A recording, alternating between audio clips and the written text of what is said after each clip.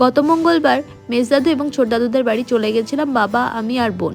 মা আগের দিনই পৌঁছে গেছে। এটা হলো মেজদাদুদের বাড়ি আর এটা ছোট দাদুদের বাড়ি। আর এই গ্রামের নাম ভবানীপুর। এখানকার গ্রামের এক পুজোতে আমি অ্যাটেন্ড করতে এসেছি। শাড়ি পরে সেজে গুজে পুজোর স্থানে চলে গেলাম। আর এটা হলো পঞ্চানন তলা, এখানে পঞ্চানন বাবার পুজো হয়। পুরো গ্রামের লোক সহ আমার মামার বাড়ির সবাই এবং আমার মা ভীষণ মানে। আর এই যে দেখছো মা এখানে কিছু একটা বলছে, এখানে পঞ্চানন বাবার গল্পই বলছে, মা নিজে ওনাকে দেখেছিল। আর এই অদ্ভুত ঘটনাটা মা যেটা শেয়ার করলো সেটা ফুল ব্লগে শেয়ার করেছি, তোমরা প্লিজ চেক আউট করে নিও, পুরো ঘটনাটাই জানতে পারবে এবং ঘটনাটা সম্পূর্ণ সত্যি। যাই হোক, পুজো দিয়ে পুজোর প্রসাদ খেয়ে আমরা চলে এসেছি সবাই মিলে গ্রামের মাঠে। এই মাঠে বেশিরভাগটাই কুল বাগান আর পেয়ারা বাগান, তো আমি গাছ থেকে কুল ছিঁড়ে খেতে গিয়ে আমার পায়ের কাদাও লেগে গেছে। আর এদিকে মাসি কুল পেয়েছে না খাজানা পেয়েছে সেটাই বুঝতে পারছি না। পাখি আর চোরের কারণে নেট দিয়ে পুরো ডেকে রেখেছে দাদুর ক্ষেতটাকে, কিন্তু আমাদেরকে আর কে আটকাই, সেই ঢুকে গেছি কুল বাগানে। আর দেখতেই পাচ্ছ কত কুল তোলা হয়েছে। সারাদিন এত তাণ্ডব করার পরেও আমি এখনো হাঁপাইনি, আমি এখনো মামাকে বিরক্ত করে যাচ্ছি। যাই হোক, এইভাবে করলাম দিনটা শেষ।